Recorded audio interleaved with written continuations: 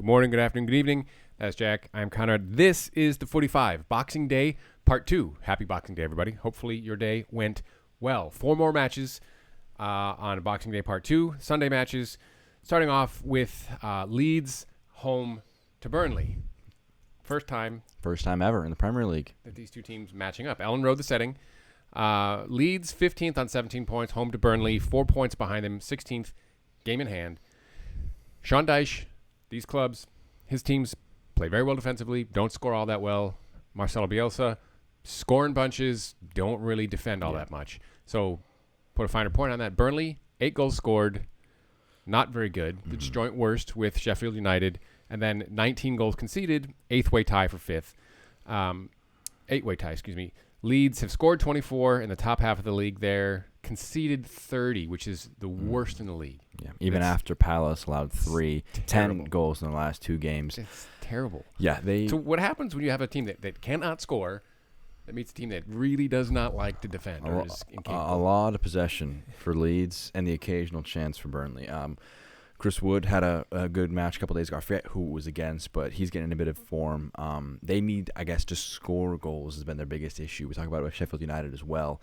If you can't put the ball in the net, you can't win games, can't get points. And that's why they're not having a very good season so far, finding themselves in 16th place. It was that Wolves game. But they're separated by one spot in the table, and these two teams couldn't be more opposite in terms of tactical setup. What's so fascinating is Burnley, I forget which Manchester club they play in their game in hand, but they have a game in hand, and should they get a positive result here of 3 points, they have the chance to pass Leeds. You think about how differently we talk about Leeds and Burnley, about the boring, very English style of Burnley and the positivity that Leeds have brought when they got promoted to the Premier League. They're obviously the newer side. They haven't had nearly as much investment over a long period of time like Burnley, even though Burnley's investment has been relatively weak in comparison to other Premier League clubs. This is going to be an interesting match of teams who just kind of is strength on strength, essentially. And I think Burnley will be very happy with – bit of a scare there – very happy with where they're coming into because they've gotten 2 wins, 2 draws from the last 4. Bit of a good vein of form to kind of pull themselves out of the relegation zone, definitely, and getting towards the chasing pack of Leeds United and Arsenal. Not sure we would have expected that as your 14th and 15th place teams. So I think Leeds, this is a very important match to kind of dispel any questions about are you going to go back down, because I think there was no question about it from either of us. We talked about Fulham and West Brom as the almost surefire 2 of the 3 relegation candidates. And, I mean, obviously there's only 14 matches gone. But Leeds are not picking up as many points as I think they would want to be at this stage. Well, they're playing the same style that got them promoted, right? Which is that wide open, expansive, man marking Bielsa down the ball, entire field, right? 24 goals. They scored a lot in the Championship. They're scoring a lot in the Premier League, but they're shipping 6 more. They've shipped 30 goals. That you cannot. Yes. I mean, maybe you can stay in 14, 15, but you are not going to challenge for top half, which is where we thought they were going to end up. I thought they were going to end up in top half. Yeah. I think it's been a harsh reality check for Leeds. But this is a match where I think they could really kind of get their season kind of really going into full flow, repass Arsenal again, a side who you probably are going to be jockeying for places later on in the season. So it's an important 6-pointer for them, and I think it's probably a bit of a favor for Leeds, especially with the home edge that they have. I think probably favor Leeds. And then again, I ended our Chelsea-Arsenal segment yesterday by saying Chelsea by 2. It could get ugly. And then it was Arsenal by 2. A lot to talk about for that, but digress. That's a story for tomorrow. We're going to do Exactly. a review. Next up, West Ham and Brighton. So West Ham just at the top half of the table there with 21 points thanks to that one lone win in their last 4. They've fallen a little bit. Brighton 1 point clear of the relegation spots with the game in hand on Fulham. We talk about the talent that this West Ham team has, but we really don't have very high expectations for them. They're just a series of unremarkable performances. So you have to imagine that Benrahma starts here over Fornals. The decisions that Moyes has made there puzzle me, to say the least, with those two. Mikel Antonio looks like he's going to be healthy. Could see Lanzini also. This could be their strongest side that they've started thus far. Brighton would love to steal the 3. They're certainly the more desperate of the 2 sides. Lamptey is out, not great for them. Graham Potter needs to not worry about the relegation, battle that he may be fighting, but he's got to look at how can I get past Souček and Declan Rice in that West Ham midfield, because that is the clear difference in this match. Yeah, definitely. No Lamptey's a big deal. He's been one of the best right backs in the entire league. He's been a very exciting prospect. I know early on in the season when he was dominating teams left and right, having good performances against Liverpool, against Chelsea, against all the likes, he was talked about as a potential signing for a lot of the bigger clubs in the Premier League. So that's going to be a big loss for them. Whenever we watch West Ham, which admittedly isn't enough to make a definitive statement of confidence, but we always say that Benrahma, when he makes his brief cameos, yes, he's going Makes up against that team tired better. legs. He just is a very creative player. He's a direct player, and he adds a lot of talent to that side, which already has a lot of talent. So I hope to see him play because he's great against a Brighton side who are they're a mixture, not of Burnley and Leeds, because that's just kind of an average team. But Brighton, I think, are average is a very good word to describe them. They place pretty averagely in the Premier League. They have a very nice above-average stadium. In terms of talent, they don't get a lot of national recognition, and they're kind of just the side where when you're listing off Premier League teams in your head, they're the one that is kind of gets around 18, 19, you forget that they're in the league just because they're quietly in the background, fly on the wall, good with where they're at. That being said, I think West Ham, we need to wonder where they are at because they were relegation threatened last year, much improved this year, bit of rocky form now. Now, are you going to fall back down to last year's old habits, or are you going to prove that you actually have made changes and you're actually going to have a meaningful difference? I don't know what's going to happen. I really don't know. I think if Benrahma plays, I'd have ugly draw. I have a lot more comfort with that, but I think, as you said, a draw is a very expectable result. I think it'd be. I don't know if West Ham would be happy with drawing to 17th in the league, but No, I think if you're West Ham, you need to take this opportunity to assert who you are and play with that, what I believe could be their strongest 11 yet of the season. Antonio, if he's fit, if he's back, it's a big deal for them because Haller, he has his moments with the bicycle kick a couple weeks back, just is not the same level of Antonio, who is just been playing lights out when he's been fit, but that's been few and far between the the last couple months. four-bagger earlier in the season. Exactly, You don't do that without a bit of talent. Special. Yeah.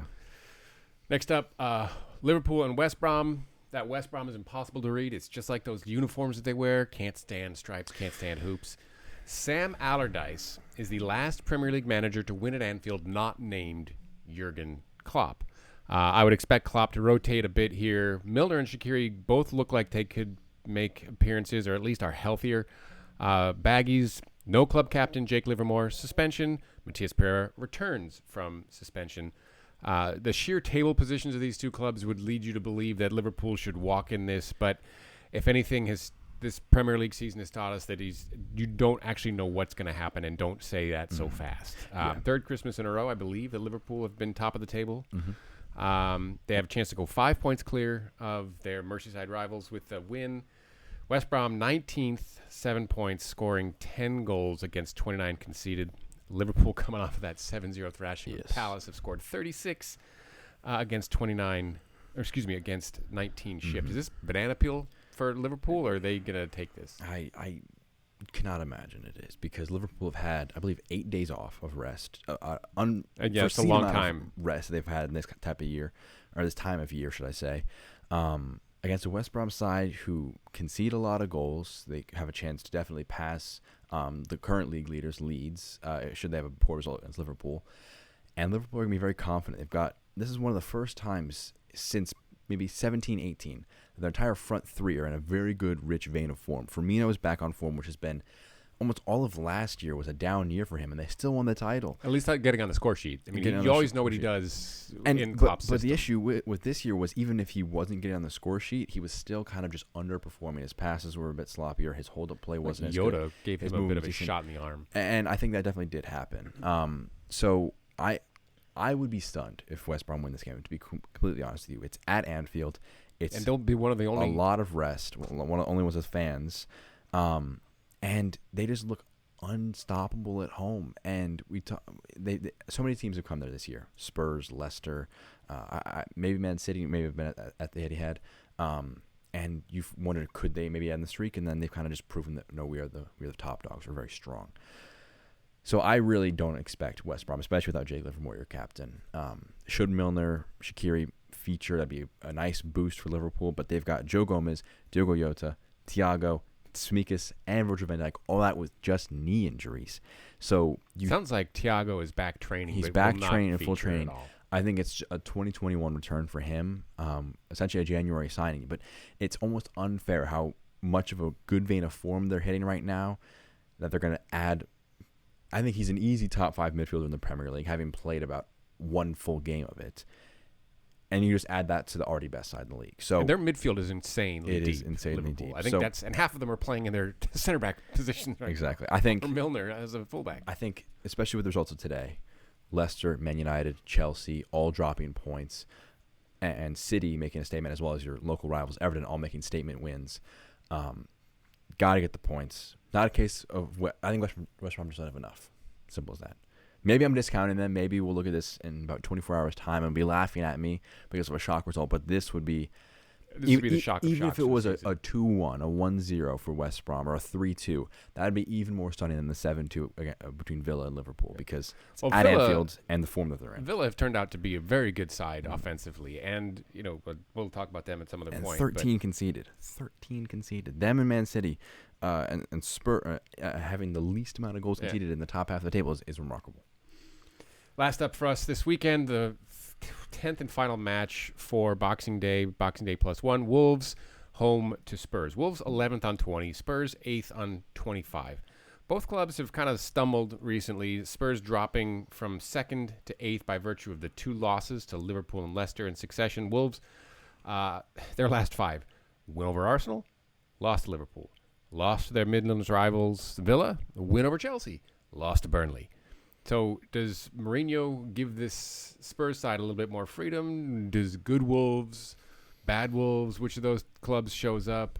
This is a tough one to forecast for me. I still see Spurs as the 3rd best team in the league. I think that those last 2 results haven't dissuaded me from my what I feel great about my 3rd pick when I had that in the beginning of the season.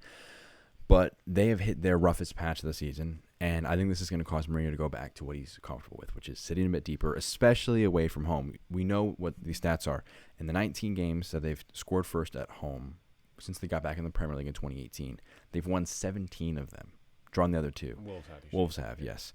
They are very, very good at holding leads and being good at home whenever you strike first blood. I imagine Mourinho's going to want to try and be compressed, feel the game out first 20 minutes, and just try and get some breaks over the top for the likes of Son and Kane. We saw in the match between Liverpool and Wolves.